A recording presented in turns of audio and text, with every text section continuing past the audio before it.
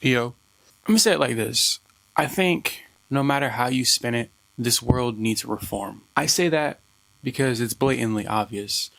There are many quote unquote little things or things that are wrong in the world that are not so little because they hinge on the people that we're becoming and the standard that we live by, but have been treated and discarded as pieces of trash on the ground that you walk by in an inner city. There's something that I want to reflect on, and it's something very real world and simple. So I'm on the bus. I just got off of work, just doing my thing. By no means am I trying to be anybody's big brother or a, nitpicky citizen, a male Karen.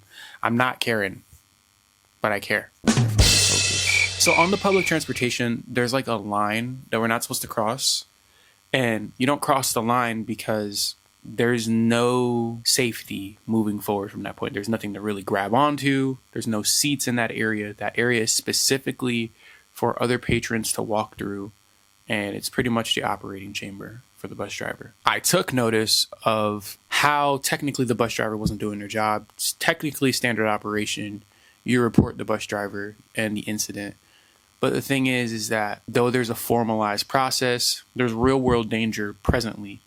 And it takes us to respond and to react accordingly instead of always deferring to the bureaucratic process. I vocalize because I'm the kind of person, when I see something, I say something. And I think that that is the level of accountability that we need to have, especially with the youth.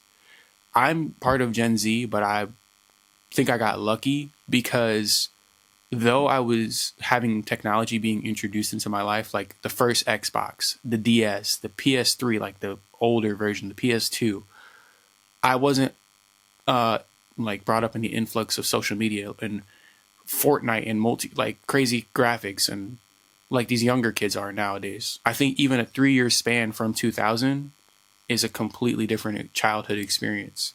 Maybe some of the same reruns, but definitely a different schooling experience. Not to deviate, but when I graduated, there was a whole new lingo that I never even heard about. And now they're talking about aura and all this other different stuff. Like, where the hell did this stuff even come from?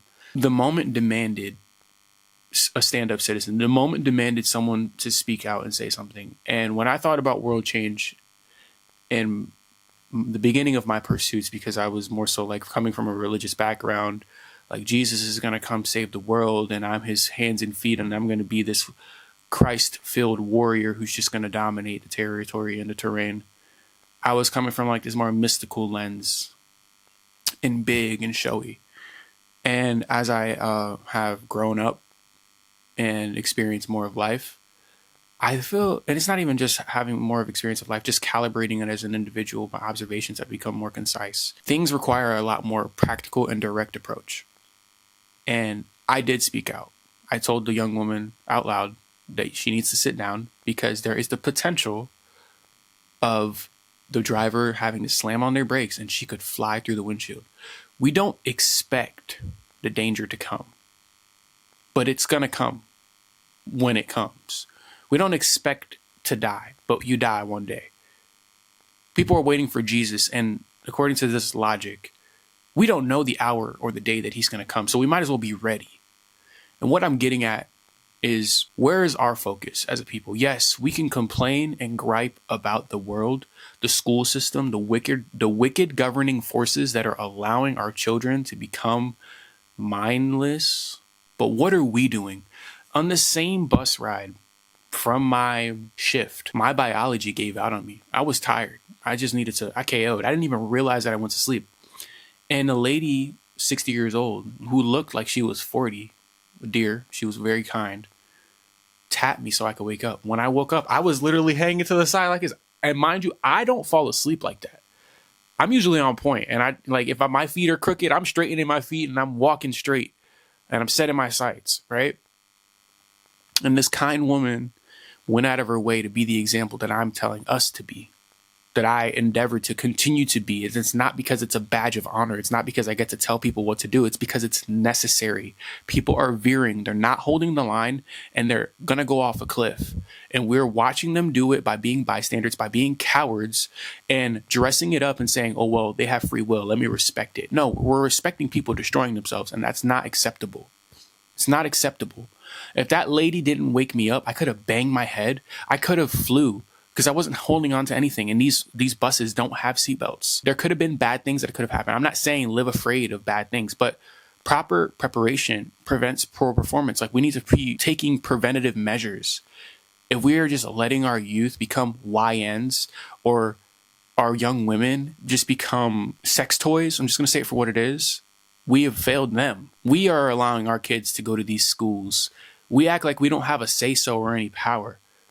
Yeah, we do. But you're choosing to submit to an ideology for a future moment. I got to get this money so that I can pay this bill, so that I can have stability. I know it's a lot, but that's why we must work together. Stop thinking alone. The young woman, rather than being concerned about her safety, was rebellious in her own ideology of what she thought her free will was. But me being an adult, and me seeing where her free will was leading her, they're misconstruing reality.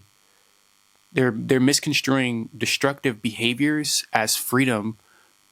And I'm not going to sit here and say, oh, she wasn't misguided, or it couldn't have been her home system. But the very fact that somebody can't tell you that you're wrong about something is a problem. And it's objective. It's not even an opinion. There's clear guidelines for how the bus is to operate. People belittle these policies, consider them abysmal, because also people in those positions of authority are not doing their job and enforcing the importance of these things. We need to take our roles more seriously. We're not just slaves. We're actually in roles of empowerment.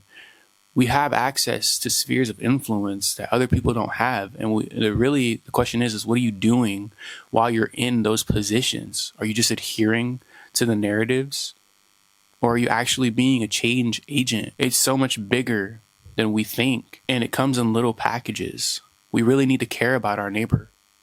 We need to love God with all our heart and love our neighbor as we love ourselves. It's not just me, I'm good. What does it profit you to bless those who bless you? The tax collectors do the same thing, and they have no reward.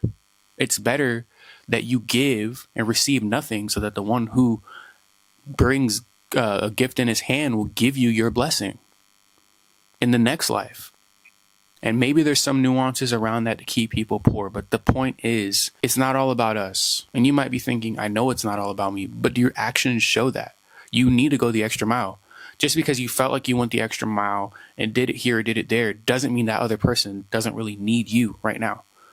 And it doesn't have to always be a homeless person scenario who needs a buck or some food, but rebellious children, rebellious teenagers who need to get their records straightened, whose parents need to be told off, not in a swearing match, but they need to be corrected. And things need to be documented. There needs to be documentation. There needs to be something going on so that people are being held accountable. And I'm not saying it's all people's fault, but it does start with the home. It does start with a lot of different things. And it's a very, when you're trying to exact accountability into a chaotic environment, there is going to be resistance. There is going to be pushback. But it's up to us to create the standard and withhold it.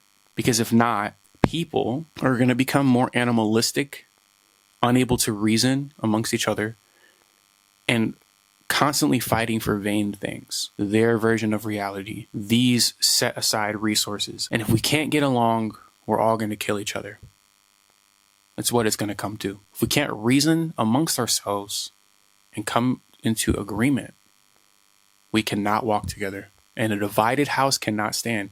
And if America and the whole world is the house, and we're all divided by all of these different ideologies, who's better than who has more money, who did this, who did that, we are just tools, pawns on a chessboard, being moved around by the highs and lows of somebody else's game.